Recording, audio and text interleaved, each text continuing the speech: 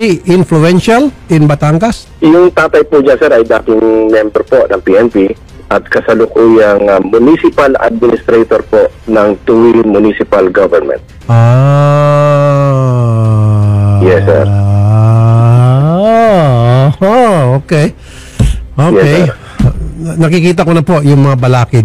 Ito ang latest update sa nawawalang beauty queen na si Catherine Camilon na mapa sa hanggang ngayon ay hindi pa rin natatagpuan 3 buwan na ang nakakalipas.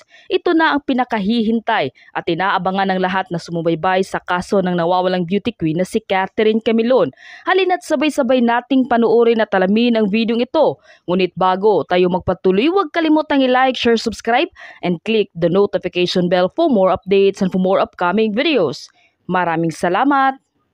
Sa wakas ay maghaharap na sa Senado ang pamilyang Camilon at ang mga pangunahing sospek sa pagkawala ni Catherine Camilon na sina dating Police Major Alan De Castro at kanyang driver bodyguard na si Jeffrey Magpantay. Ito ay matapos mapag-alaman ni Senator Raffy Tulfo na tila may humaharang o may balakid sa loob kaya mabagal ang pag-usad ng kaso ni Catherine Camilon.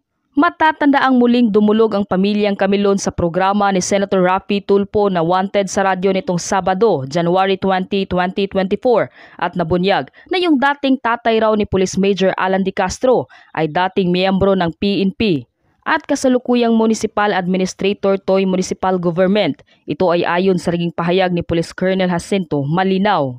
Samantala sa kauna-unahang pagkakataon ay dadalo na ang primary suspect na si Alan De Castro. Hindi pa kasi ito nagpapakita sa alinmang pagdinig at ang abogado lamang nito ang laging dumadalo. Inaasahan rin na magpapakita na sa korte si Jeffrey Magpantay, ang driver bodyguard ni Alan De Castro, para harapin ang nakasampang reklamo sa kanila na kidnapping at serious illegal detention.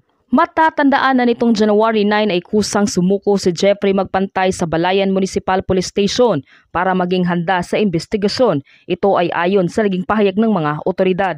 Si Alan De Castro naman ay wala na sa restricted custody at nakalabas na rin sa kampo ng Canlubang, Laguna. Noon pang 1 linggo, ito'y matapos alisin sa serbisyo ni Police Regional Office 4A na si General Kenneth Lucas na tinanggal na ng PNP sa serbisyo si Police Major Alan De Castro dahil nga sa pakikipagrelasyon nito kay Catherine kahit pa siya ay isang pamilyado na. Sinabi pa ni General Kenneth Lucas na malakas talaga ang ebidensya na magpapatunay na mayroong relasyon si Catherine Camilon at si Police Major Alan De Castro. Dagdag pa na pinakawala na nila ito dahil na-dismiss na ito sa serbisyo.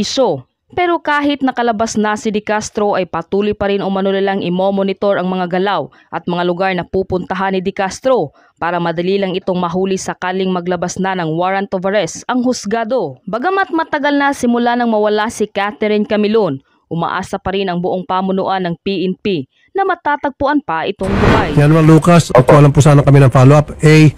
Tama ho ba na ito pong person of interest natin, si Major Alan De Castro, ay na-dismiss sa servisyo. Therefore, siya po ay mapapakawalan sa kustudiya ng PNP kasi dati siya po ay nasa holding area ng PNP. Is it true na pakakawalan na siya sa kustudiya ng PNP so he's free as a bird na lalabas na? Opo, tama po yan. Dahil noong January 16, napirmahan ko na po yung dismissal order niya as recommended by RIAS 4A. So, nung natanggap niya yung dismissal order niya is wala na po sa custody ng Philippine National Police, particularly ang Calabarzon, itong si Police Major Alan De Castro. Okay. Para sa akin ang dating niya, sir, good and bad. Good dahil wala sa serbisyo, hindi niya na ma-influensya yung investigasyon. Hindi niya magamit yung kanyang posisyon. On the other hand, since wala na sa poder ng PNP sapagkat siya po sibak na, is kailangan pakawalan siya ng PNP at wala nang may hawak sa kanya. So he's free to go. So pwede na ho siya magtago kung sakasakali man he chooses to hide for whatever reason or tumakbo man kung saan niya gustong tumakbo, libre na po siya. Tama? Yun yung bad. Doon. Tama po yan. Pero ang PNP mo ay may paraan po para i-monitor itong kinaroroonan ni Police Major De Castro. Ang sa akin sana, sir, sana yung pagbitaw sa kanya or pagsibak sa kanya ay yung bang nililitis na yung kaso sa korte. Pero meron po kasing motu proprio investigation na ginawa ng RIAS natin. So kung hindi po natin pwedeng pahabain yon dahil mawawala na po sa proseso. May proseso po kasi yun and dapat sa ganitong araw dapat matapos yung investigation na yon. Nagkataon na nauna itong administrative case niya na ma-resolve. Don't get me wrong, General. As a matter of fact, very commendable po yung naging resulta ng investigation at aksyon na ginawa po ng inyong RIAS. Napakabilis nga po. Okay, ibig sabihin very competent po yung mga taga-RIAS. Hindi ko kine-question yan. Yun nga lang po, yung sinasabi din ng iba, paano yan? Wala siya question ng PNP, pwede siya magtago. Sabi niyo, meron kayong way na monitor, pero wala naman kayong way na para pigilan siya kung siya po'y tumakas, lumabas ng ibang bansa. Well, that will depend po kung ma-resolve kaagad yung final sa kanyang criminal case dito sa Batangas. Kaya nga po, kung halimbawa sir, pinakawalan siya ngayon, di ba sir, nakawala na siya? Opo. Alam mo, bumili siya ng ticket papuntang Hong Kong bukas o China, o di natin siya mapigilan. Kasi wala pa namang kaso sa korte, wala pa namang departure order na i-file because meron ng warrant. Di pa ba, sir? Tama po yan. Okay. Nung makausap ko si Colonel Jacinto, yung si ADG ng Region 4A, meron na po nakuhang 2 hair strands doon po sa kotse. Yung hair strands daw po na yun, it belongs to a male. Now, ano na po nangyari, sir? Yun po ba ay na-cross-match na sa mga person of interest? Well, ongoing pa po yung investigation na ginagawa ng CIDG dahil yung criminal aspect ng case ni Major De Castro is hinawakan po ng CIDG. Yung administrative case lang po niya, yung hinawakan ng PRO Calabarzon. And doon sa tinatanong nyo, ang pagkakaalam ko, meron na po silang request papunta sa korte para i-compel itong person of interest na magbigay ng sample ng DNA. Sige po. So pupunta na ako kayo sa CIDG. Maraming salamat po, General Kenneth Lucas, Regional Director ng Region 4A PNP. Sir, mabuhay po kayo, General Lucas, sir. Welcome po, sir. At maraming salamat din po sa pagkakataon na binigyan nyo sa amin. Colonel Malinaw, magandang hapon. Magandang hapon po, Senator Rafi at sa lahat ng followers po ninyo. Okay. Nung last time mag-usap tayo, yung 2 hair strands na nakuha niyo po sa kotse at sabi niyo po, kausapin niyo yung inyong legal team para makumpel yung pong mga person of interest na submit themselves sa cross-matching nung na-retrieve yung ebidensya. Nangyari na ho ba yun? I have requested the PNP Calabarzon na kung pwede kami makakuha ng sample, specimen, dun kay Alan De Castro at saka kay Jeffer Magpantay kasi nasa pangalaga nga nila. Opo. However nga sir, unfortunately, na-dismiss na po siya. Yung request po namin, gumawa rin po talaga kami ng request but hindi lang po umabot. When did we talk, sir? Yung nag-usap tayo doon? January 11. January 11, ano po? Yes sir. Okay. What date was that? January 11, Thursday po. Thursday. Ano ba ngayon? Ngayon po ay January 19, Friday. 11, 12, 13, 14, 15, 16, 17, 18, 19. So, kailan lang po napakawala ng PNP sa kanilang kustodiya? 16 sir, 16. 16, 11, 12, 13, 14, 15, 16. 16 na effective ng sir ng... So, matapos tayo mag-usap, sir, hindi niyo po agad kinabukasan, Saturday o Sunday? Sir, naggawa kami namin. I think that was Friday, sir. Naggawa agad kami na request. Okay. Sa proper age, yes, sir. Okay, nung nagawa kayo ng request, what date was that, sir? On that day, sir, na nag-usap tayo, I think Friday. Okay, sir. sige po. Kailan po na-receive ng Region Same 4? date, same date po. Same date. Po. Nung ma-receive po nila, ano po naging reply?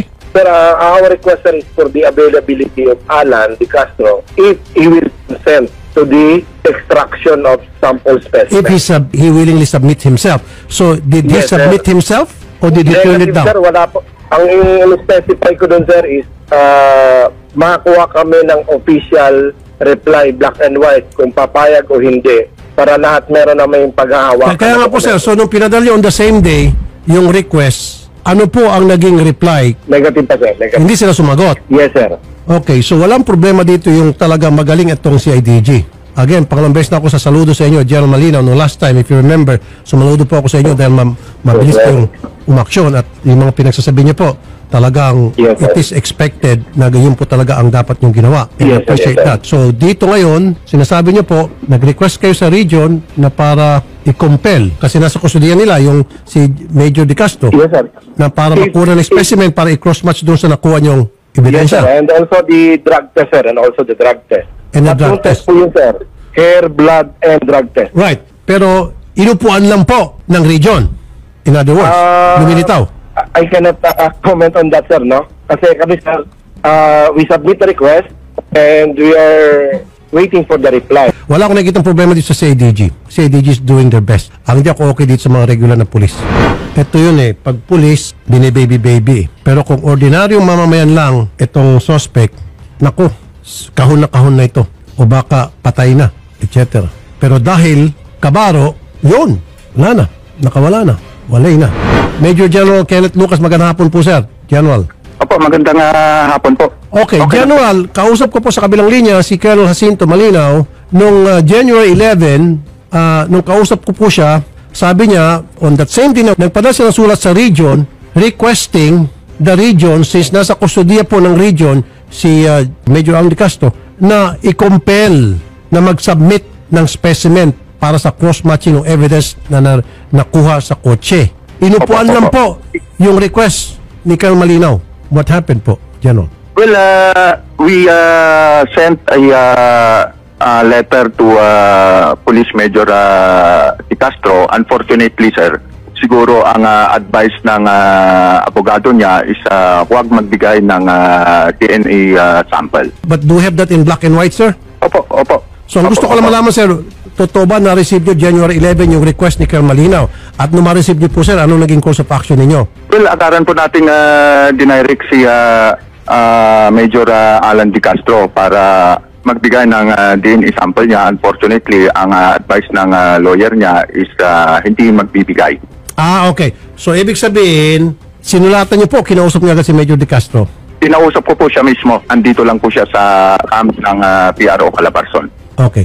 Ano sagot niya po sa inyo, General? Bilang isang major siya, ano sabi niya? Ang sagot po niya sa akin is magko-confer siya dun sa lawyer niya. Okay. Kailan po yun yung tinanong niyo siya kung pwede nang makumpila siya? 12 po yun or 13 kung hindi po ako nagkamali. Doon pa lang alam na this, ano? Kasi kung wala kang tinatago, malinis ka, why not? Ito na, sige. Pero wala po kayong ginawang personal convincing na, bata, sige na, kung talaga malinis ka na, yun ang pinapalabas malinis ka, wag na mag-lawyer, pumayag ka na. I would have done that if I were in your shoe. Opo, ginawa ko po yan dito sa opisina namin, no? Pinatawag ko siya and kinonvince ko siya. Lahat na sinabi ko sa kanya. Unfortunately, yung lawyer pa rin niya ang sinunod niya. Okay, nakakaluma naman to. Yung tumanggi siya. So, nung pagtanggi niya, sir, wala na kayong magawa, and then you have to let him go. Opo, at nag-usap na lang po kami ni CIDG kung ano yung next na gagawin namin. And of course, through a court order yung gagawin. So, pagkatapos po, sir, nung tumanggi siya, then lumabas na po yung resulta ng RIAS na pakawalan siya kasi dismissed na siya from service. Tama? Hindi po. Lumabas po yung recommendation ng RIAS nung 16 po. Ngayong 16 January. Ano po naging basehan po para ma-dismiss siya sa servisyo at mapakawala na po sa kustodiya ninyo? Yung extramarital affairs po niya. Opo. Kung yan lang po pagbabasihan, ang dami po dyan sa pulis, baka maubos po yung pulis natin kasi marami ng mga pulis natin dyan. Pasensya na, nagkakaroon ng extramarital affairs even while we speak. So dapat lahat din yun gawa ng motor-proprio investigation, wag lang itong De Castro. Well, meron na pong mga na-dismiss na mga kapulisan tungkol dyan sa kasong yan, no? And of course nga, ang kagaya ng binibitawan ko dati na pag merong mga polis na merong extramarital affairs is yung integridad ng kapulisan natin yung nawawala. Kaya nga po nagkakaroon ng motu-proprio investigation. Opo, sige po. Maraming salamat po sa muli. Brigadier General Kenneth Lucas, magandang hapon po, sir, General. Opo. Colonel Jacinto. Yes, sir, magandang hapon po. Narinig naman ninyo yung kasagutan po ni Colonel General Lucas sa mga katanungan ko. Now, isa na naman pong hirit. Hindi ba natin pwedeng kausapin yung mga relatives ni Major Alan De Castro at maging itong tao niya na si Jepoy? Actually, sir, yung marami na kaming effort dyan, sir. Actually, sir, yung tatay niya dating pulis din, no? Ayaw? Ni Major De Castro. Ayaw, sir. At ang parati lang sinasabi, sir, haharapin na lang niya ang kaso sa korte. Okay.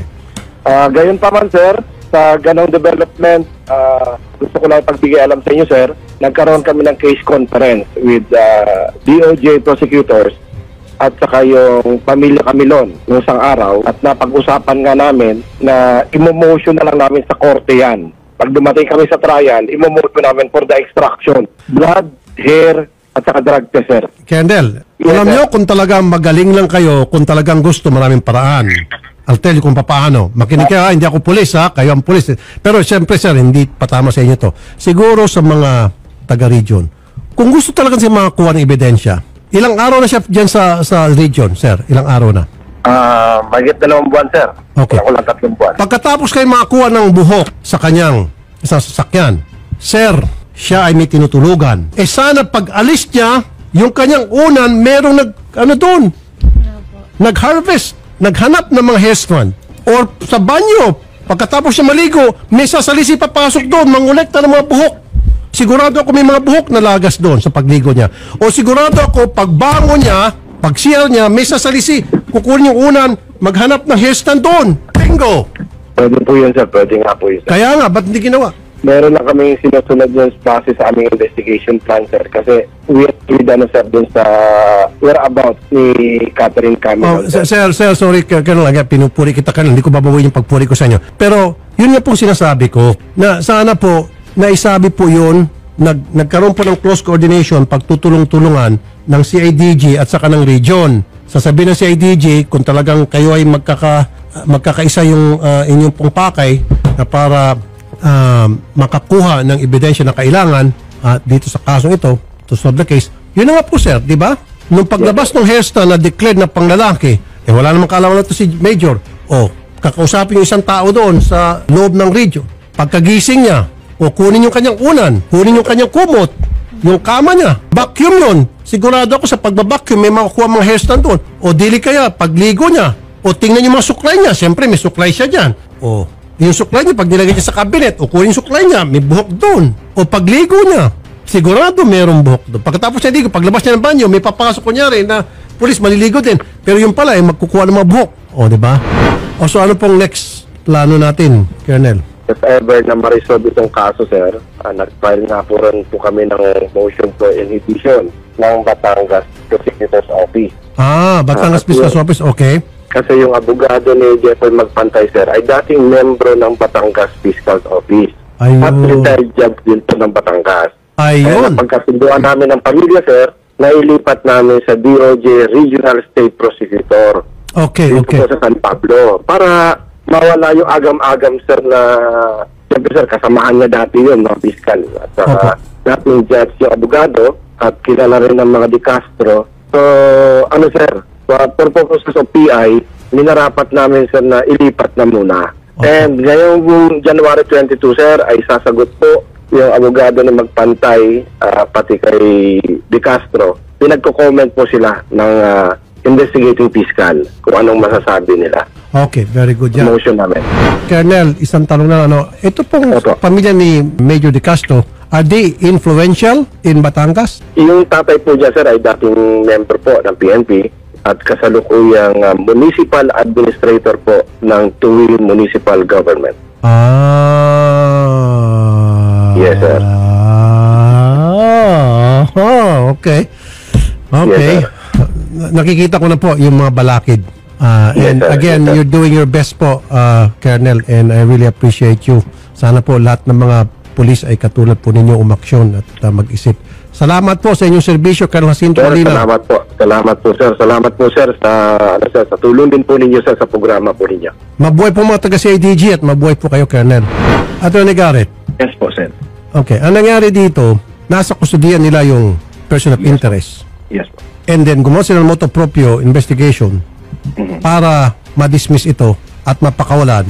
Ngayon, si Major Alan De Castro na person of interest, hindi pa naman siya suspect, Yes. nakawala na at who knows kung Yes. what will he do next. Ang sabi naman ni General Lucas, monitor daw nila yung mga galaw ni Yes po, sir. Major Alan De Castro. Yung sa akin na nakita ko parang may problema dito yung region. Yung CIDG wala Parang nagdidili-dali itong region doon sa mga aksyon na supposed to be nagagawin nila. So pwede ba natin to i-hearing sa Senado? Pwede naman po natin i-hearing like we did before tungkol i-question po natin investigative techniques ng ating PNP. Investigative techniques, yes. Although I must comment po dun sa DNA evidence issue natin. I would also like the PNP to exercise caution po dun sa tinatawag nating stray collection ng DNA evidence. very strict po kasi ang ating court sa pag-accept po ng DNA evidence. Kailangan po emotion po to sa korte. If we get DNA samples outside of the crime scene po na without proper court authority, pwede pong ma-exclude sa evidence yung DNA sample po na yon, which might destroy the identity of the accused. Ma-acquit pa po. Kahit positive po, Sen, if the evidence was not procured in a legal way, pwede pong maging road para ma-acquit ito.